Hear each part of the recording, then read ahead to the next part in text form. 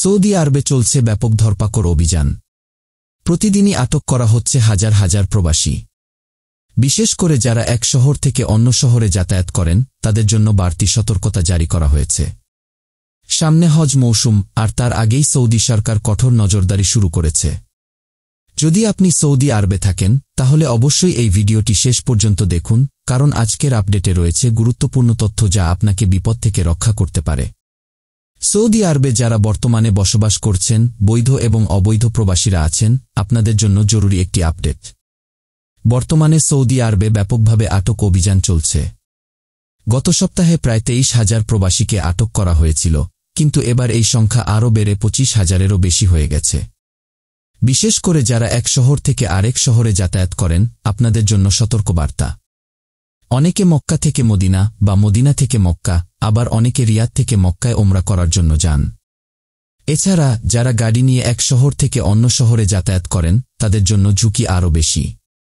Saudi আরবের নিরাপত্তা বাহিনী এখন প্রতিটি চেকপোস্টে করা নজরদারি করছে।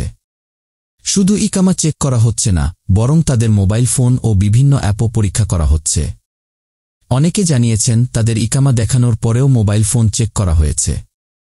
গত 7 দিনে সৌদি আরব থেকে প্রায় 12,000 অবৈধ প্রবাসীকে দেশে পাঠিয়ে দেওয়া হয়েছে। যাদের বৈধ ইকামা ছিল কিন্তু কফিলের কাজ ছেড়ে অন্য জায়গায় কাজ করছিলেন, তাদেরও আটক করা হয়েছে। গত এক সপ্তাহে শ্রম আইন লঙ্ঘন করার কারণে প্রায় 3,000 প্রবাসীকে গ্রেফতার করা হয়েছে। ইকামার সমস্যা থাকার কারণে এক সপ্তাহে প্রায় 1,786 জন প্রবাসীকে আটক করা হয়েছে।